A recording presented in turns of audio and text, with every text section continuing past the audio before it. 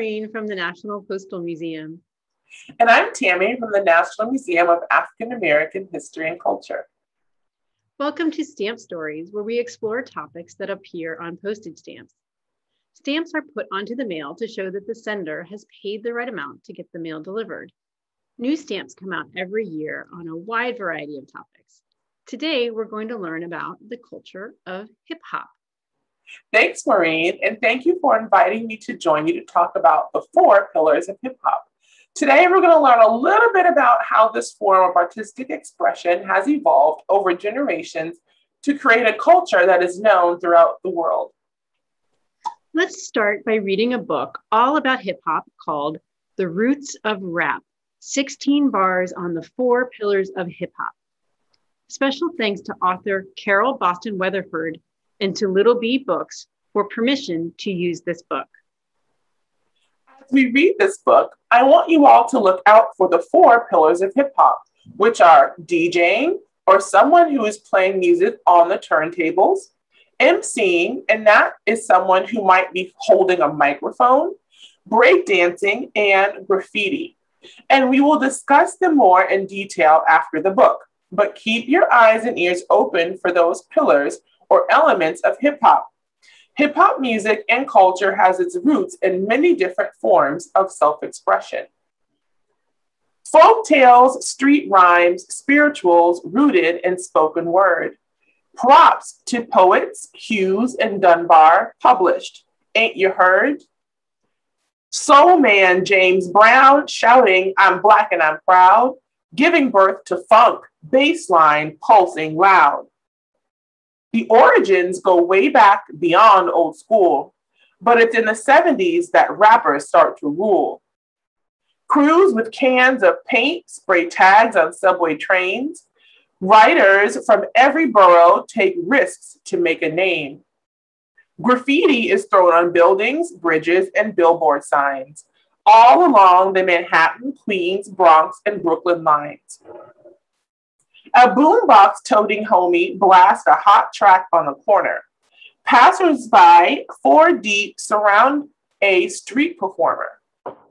With sheets of cardboard for a stage, b-boys bust out moves, donkey spider robot windmill rock lock spin to breakdance grooves. Jamaican DJs shouting toast event what's now called dub. Remixed with twin turntables at soul and reggae clubs.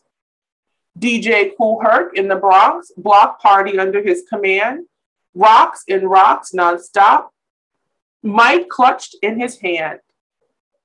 Dropping, scratching, beat juggling, matching wax on wheels of steel, wordplay, rhyming, triple timing, keeping the lyrics real. Sugar Hill Gang, Run DMC, LL Cool J, Curtis Blow, Biggie and the Fat Boys jamming on the radio. Nas, Ice Cube, Dr. Dre, Eminem, 50 Cent, Tupac 2, Grandmaster Flash and the Furious 5, the message ringing true. Female MCs, Break It Down, Salt and Pepper and TLC. Queen Latifah sports a crown, reigning like royalty. All around her kingdom, shorties raised on rap, boogie to that fat beat, and backward baseball caps. A generation voicing stories, hopes, and fears founds a hip-hop nation, say holla if you hear. From Atlanta to Zanzibar, youth spit freestyle freedom sounds. Hip-hop is a language that's spoken the whole world round. Did you catch those 4 pillars? Did you remember what they are? That's right, DJing, MCing, breakdancing, and graffiti. Let's learn a little more about them and look at some related objects we have at the Smithsonian. In 1973, a man named Kool Herc came to the Bronx, New York from Jamaica. He brought with him the popular use of the sound system, which consisted of huge speakers that people would often make themselves, and the idea of having these large parties outside in the park.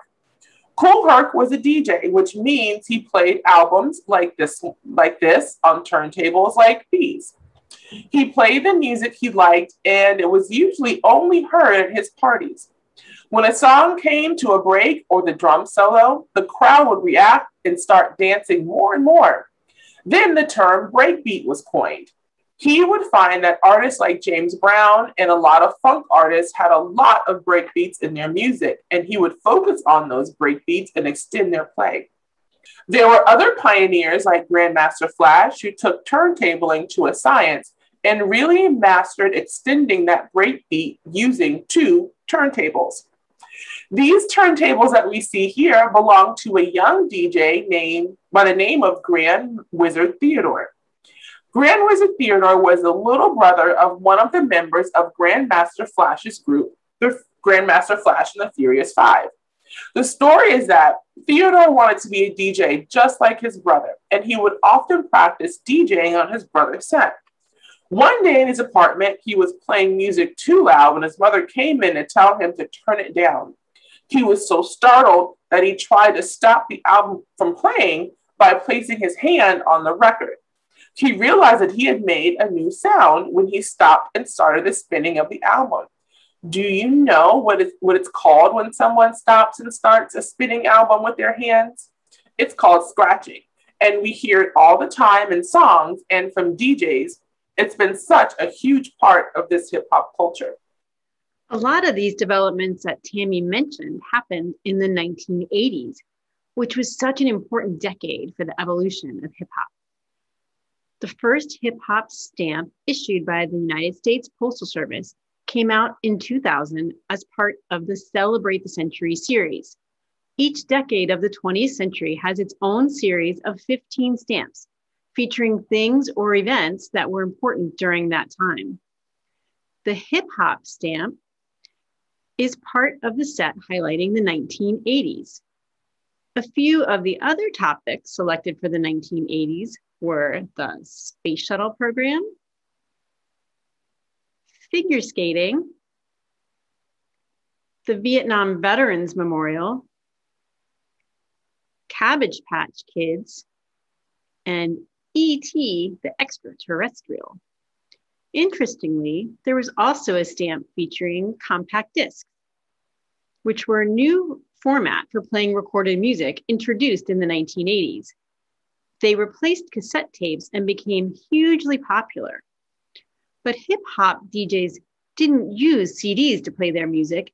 They used the older technology of vinyl record albums, so they could create their signature scratch sounds that Tammy told us about. Talking about how the music was made makes me think of all the amazing dancing that went along with it. Tammy, can you tell us more about that pillar of hip-hop? Of course. Breakers were the dancers that came to these parties to dance and show off their latest dance move. They were called breakers because they started dancing to the breakbeat of the song that the earlier DJs like Kool Herc and Grandmaster Flash would play.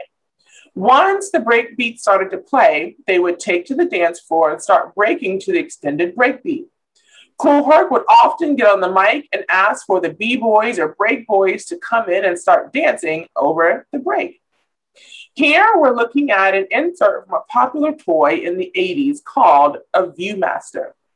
You would have the Viewmaster and put these films in and you could see images in 3D. Here we see that this is a reel that is supposed to teach you how to break dance. This shows that breakdancing was becoming very popular amongst young people and children. Breakdancers often formed crews that would include members from their neighborhood. They often dressed in the same outfits or had specific colors that they wore to represent their crew, as we can see in the photo in the left. Breakdancing is a combination of so many different international dance styles, martial arts, some James Brown moves, and gymnastics. We're looking at the 25th anniversary of the Rocksteady crew, which was one of the first breakdancing crews in New York in the picture on the right. The hip hop stamp from the Celebrate the Century series features a b-boy or breakdancer with his boombox who's listening to music and dancing. The stamp is labeled hip hop culture, and if you look closely, you can see people in the background, which I imagine to be a crowd listening to a DJ and an MC. The role of the MC in hip hop during this time was to simply introduce and hype up the DJ. Then it turned into the art of MCing or rapping over the DJ's beat that was playing. Now we have MCs like Nas or Run DMC, which Run DMC is a group that has 2 MCs and 1 DJ. Now we really don't see too many MCs and DJ groups anymore. It's usually an MC or just a DJ. Nowadays, most hip hop is a matter of creating a long breakbeat that is looped over and over again and an MC rapping over that beat. Here we have an image of Rakim's microphone when he recorded the 18th letter. I've learned so much from you, Tammy, about the elements of DJing, breakdancing, and MCing.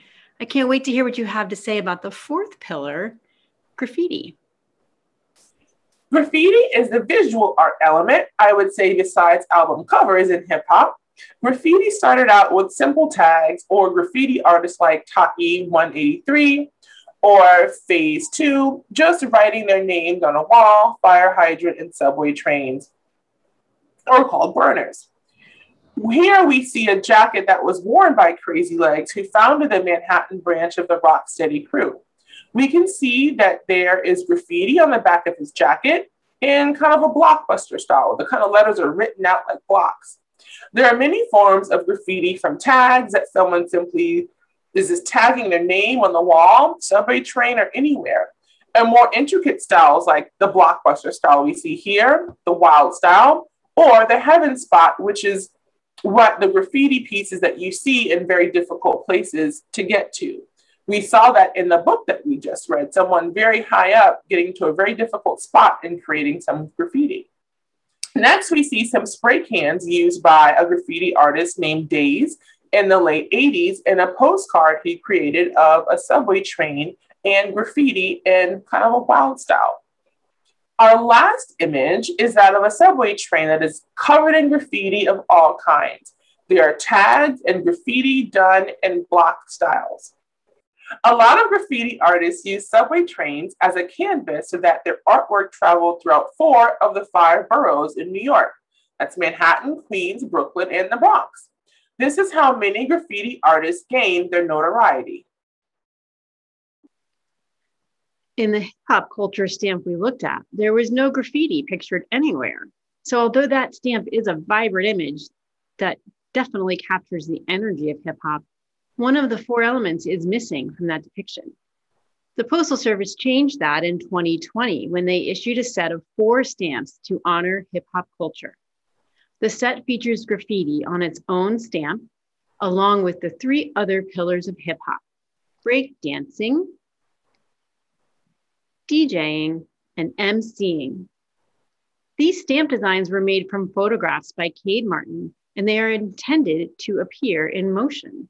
They all use the same colors: red, black, yellow, and green. The stamps were unveiled in July 2020 in a virtual ceremony with the Universal Hip Hop Museum of the Bronx. Hip hop pioneer Curtis Blow is one of the founders of the Universal Hip Hop Museum, and he took part in the ceremony with the Postal Service. Right now, this museum's exhibits and collections can only be viewed online, but work has begun on building a physical space to welcome visitors in person. The museum broke ground in May 2021 and is set to open in 2024 in the Bronx, New York, the birthplace of modern hip hop. I would love to visit it once it opens. Imagine how much more there is to see and learn. I'm also looking forward to the release of the Anthology of Hip Hop and Rap later in 2021. This collaboration between the Smithsonian Folkways Recordings and the National Museum of African American History and Culture will include 9 CDs with more than 120 tracks in a 300-page book that captures the evolution of hip hop through photographs, carefully chosen music, and essays. Mm-hmm. I love how books, stamps, and objects can help us to tell important stories. If you'd like to learn more about Black history and hip hop culture, visit the National Museum of African American History and Culture's website for fun activities and recommended resources. Thank you so much, Tammy, and thank you to our audience for joining us today. You can learn more about the stamps that we looked at and about stamps on a wide variety of topics by visiting the National Postal Museum's website. We encourage you to just keep exploring.